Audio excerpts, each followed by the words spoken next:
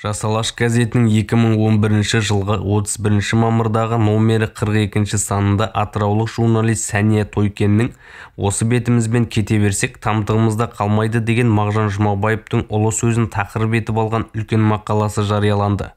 Онда жасы 90-нан асқан Құлсары қаласының тұрғыны Абдулла Әбдірахмановтың Магадан облысының Сусуманск ауданындағы лагерде ақын Мағжан Жұмабаевпен бірге болған айтылады. Ол кісі көргендерін есіне түсіріп былай дейді. Мағжан 1948 жылы жазасын өтеп шығуы керек екен. Бірақ сол лагерде жүрген кездері өзара төбелескен екі тұтқынның біріне болысып, арыз жазып беремін деп айыпты болып, үстіне тағы бірнеше жыл жамалған. Мен Мағжанмен тек кешкі 8 сағаттық ұйқыға бөлінген демалыста жауаптасатын едім. Сібірде жүрген күндері әйелінің қасында болғанын айтатын. Тірлікте мен тартқан бейнетке тең пенденің ішінде Аюп деген пайғамбар ғана шыдаған дейтін. Көбіне төмен қарап тұнжырап отыратын. Бірақ бір нәрсеге кейігенін көргенім жоқ. Шамасы бәріне көнген тәрізді дейді Абдулла қарт сол күндерді есіне түсіріп. Абдулла Әбдірахманов ақсақал өзінің Мағжанмен ұзақтау сырласуға мүмкіндігі болмағанын айтады.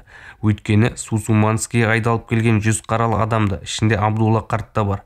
Көпшілігін Чукоткаға жұмыс қалып кеткен. Ол жақтан кері оралғанда Мағжан жұмысқа шыға алмай аурулар қатарында жатқан көрінеді. Мағжан көрші камерада, астыңғы бөлікте жатты. Төсегі бұрышта, қабырғаға тіреліп тұратын еді. Мен 6 айдан соң көргенімде жөтелі ұлғайып, ауруының меңдей бастағаны байқалды. Маған жақындама, жұғады дейтін өзі. Өмірінің соңғы сағаттарында аяғын баса алмай еңбектеп қалды дейді ақсақал. Бір күні таңертең жұмысқа кетер алдындағы 5 қатар сапқа түзеп түгендеп жатқанда Мағжанның мүрдесін әкетіп бара жатқанын көрдім. Ақынның ауру, аштық пен цинкадан зардап шеккен денесі тұлып болып ісіп кеткен. Үстінде бәріміздікіндей көмірленген қара киімі бар, беті ашық жатыр екен. Менің оның қасына барып қош арысым деуге мүмкіндігім болған жоқ. Екі көзімнен жас парлап, іштей иманды бол, алдыңнан жарылқасын дегеннен басқа қолынан ештеңе келмеді.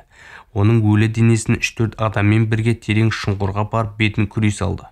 Бұл 1951 жылдың қаңтар айы еді, дейді. Екі дүние, күн мен түн, өмір өлім. Бірі бесік, біреуі даяр көрің.